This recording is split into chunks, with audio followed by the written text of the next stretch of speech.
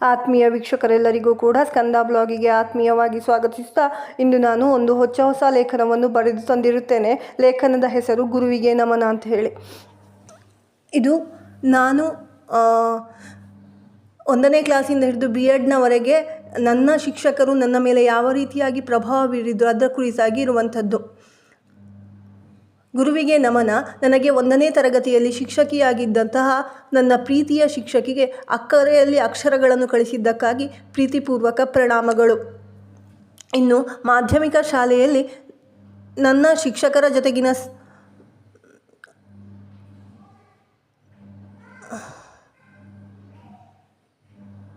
ಪ್ರತಿ ಕ್ಷಣವೂ ಕೂಡ ತುಂಬ ಸುಮಧುರವಾಗಿತ್ತು.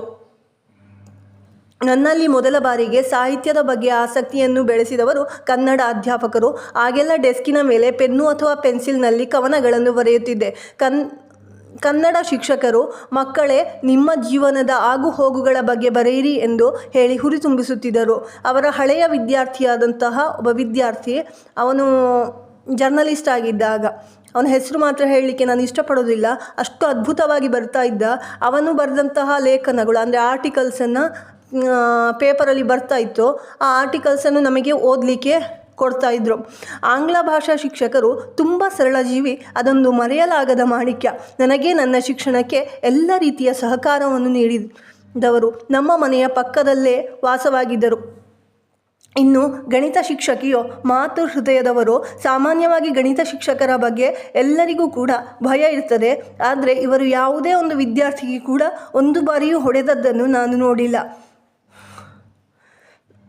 ನನಗೆ ಆ್ಯಕ್ಚುಲಿ ಎಂತ ಅಂತಂದರೆ ಬೋರ್ಡಲ್ಲಿ ಬರೆದಂಥ ಅಕ್ಷರಗಳೆಲ್ಲ ಕಾಣ್ತಾ ಇರಲಿಲ್ಲ. ಆ ಸಂದರ್ಭದಲ್ಲಿ ಅವರು ಹತ್ತಿರ ಬಂದು ನನಗೆ ಹೇಳಿಕೊಡ್ತಾಯಿದ್ರು, ಹೀಗೆ ಬರಿ ಅಂತ ಹೇಳಿ. ಒಂದು ಬಾರಿ ನಿಮಗೆ ಕಷ್ಟ ಆಗೋದಿಲ್ವ ಇದು, ಒಮ್ಮೆ ಬೋರ್ಡ್ ಹತ್ರ ಹೋಗೋದು ಪುನಃ ನನ್ನ ಹತ್ರ ಬರೋದು ಅಂತ, ನೀನು ಅಂತ ಕೇಳಿದ್ದಕ್ಕೆ ಅವರು ನೀನು ನನ್ನ ಮಗಳು ಇದ್ದ ಹಾಗೆ ಎಂದು ಹೇಳಿದರು. ನೆಕ್ಸ್ಟ್ B.Edನ ಸಂದರ್ಭದಲ್ಲಿ ನಾನು ಬ್ಲಾಕ್ ಟೀಚಿಂಗ್ ಅಂತ ಹೇಳಿ ಅದೇ ಶಾಲೆಗೆ ಹೋದೆ. ಆಗ ನನ್ನನ್ನು ಅವರು ಇವಳು ನನ್ನ ವಿದ್ಯಾರ್ಥಿನಿ ಎಂದು ಹೆಮ್ಮೆಯಿಂದ ಅಲ್ಲಿರುವಂತಹ ವಿದ್ಯಾರ್ಥಿಗಳಿಗೆ ಪರಿಚಯ ಮಾಡಿಕೊಟ್ಟಿದ್ರು. ಇನ್ನು ವಿಜ್ಞಾನ ಶಿಕ್ಷಕರು ಪಾಠ ಏನೋ ಚೆನ್ನಾಗಿ ಮಾಡ್ತಿದ್ರು, ಆದರೆ ಅವರು ಕೊಡುತ್ತಿದ್ದಂತಹ ಹೋಮ್ವರ್ಕ್ ಪೆಟ್ಟುಗಳು ಅವರಿಗೆ ಪ್ರೀತಿ. ಚಿತ್ರಕಲಾ ಶಿಕ್ಷಕರು ತುಂಬ ಅದ್ಭುತವಾಗಿ ಚಿತ್ರ ಬಿಡಿಸುತ್ತಿದ್ದರು. ನಾನು B.Ed ಮಾಡುವಾಗ ಉಚಿತವಾಗಿ ಚಿತ್ರ ಬಿಡಿಸಿಕೊಟ್ಟು ನನಗೆ ಪ್ರೋತ್ಸಾಹ ನೀಡಿದ್ದಕ್ಕೆ ನಾನು ಅವರಿಗೆ ಚಿರಋಣಿ. ನಾನಾಗ 9ನೇ ತರಗತಿಯಲ್ಲಿ ವ್ಯಾಸಂಗ ಮಾಡುತ್ತಿದ್ದೆ. ಸಮಾಜ ವಿಜ್ಞಾನ ಶಿಕ್ಷಕರು ನನ್ನ ಬಳಿ ಪ್ರಶ್ನೆಯೊಂದನ್ನು ಕೇಳಿದರು. 3 ಸರ್ತಿ ಉತ್ತರ ಹೇಳಿದರೂ ಕೂಡ ಅವರಿಗೆ ಕೇಳಲಿಲ್ಲ. ಆಗ ನಾನು ಅವರಲ್ಲಿ ಕಿವಿ ಕೇಳೋದಿಲ್ವಾ ಅಂತ ಹೇಳಿ ಕೇಳಿದೆ. ಜೋರಾಗಿ ಕೇಳಿದ್ದೆ ಅದನ್ನು. ಅದಕ್ಕೆ ಅವರು ಗೆಟ್ ಔಟ್ ಎಂದು ಹೇಳಿದಾಗ ನಾನು ಸೀತಾ ಕ್ಲಾಸಿಂದ ಹೊರಗೆ ನಡೆದಿದ್ದೆ. ಆದರೆ ನಿಜವಾಗಿಯೂ ಅವರಿಗೆ ಶ್ರವಣದ ದೋಷವಿರುವುದನ್ನು ಅರಿತಂತಹ ನನಗೆ ಬೇಸರವಾಗಿ ಕ್ಷಮೆ ಯಾಚಿಸಿದೆ. ಅಂದರೆ ಅವರೊಬ್ಬರು ರಿಲೇಟಿವ್ ನಮ್ಮ ಕ್ಲಾಸಲ್ಲಿ ಇದ್ಲು, ಅವರಿಗೆ ನಿಜವಾಗಿ ಕಿವಿ ಕೇಳೋದಿಲ್ವ ಅಂತ ಹೇಳಿಲ್ಲ ಇದು ನನ್ನ ಹತ್ರ. ಅದಕ್ಕೆ ಅವರು ನನಗೆ ಕ್ಷಮೆ ನೀಡಿ ಹಿಸ್ಟ್ರಿಯ ಇತಿಹಾಸದ ಒಂದು ಪಾಠ ಭಾಗವನ್ನು ನೀನು ಮಾಡಬೇಕು ನಾಳೆ ಅಂತ ಹೇಳಿದರು. ಆ ಪಾಠ ಭಾಗವನ್ನು ಚೆನ್ನಾಗಿ ನಾನು ಮಾಡಿದ್ದೆ. ಅಂದರೆ ಸೆಮಿನಾರ್ ಮಾಡಲಿಕ್ಕೆ ಹೇಳಿದರು.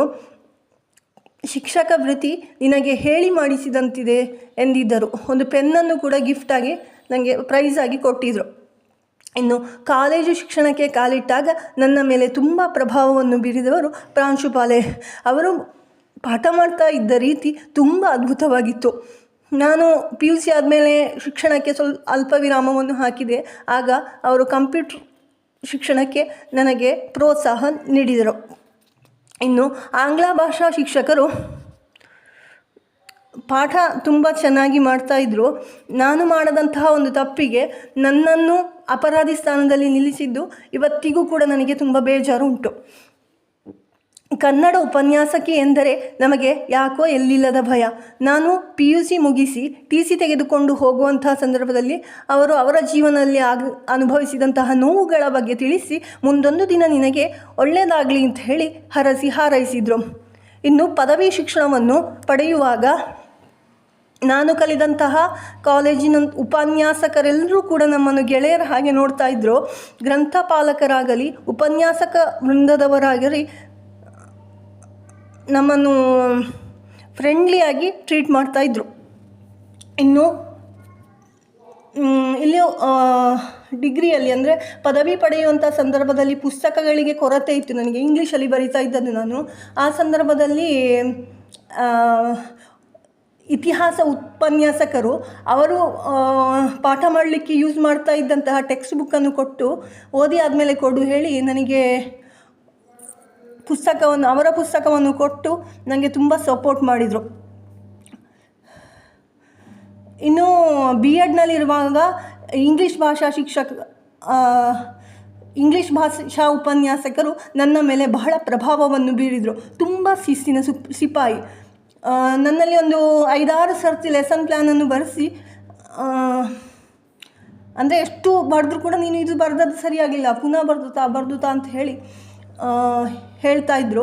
ಹಾಗಾಗಿ ಅದನ್ನು ಬರೆಯುವಂತಹ ವಿಧಾನ ಇನ್ನೂ ನನ್ನ ಮನಸ್ಸಿನಲ್ಲಿ ಅಚ್ಚಳಿಯದೆ ಉಳಿದಿದೆ.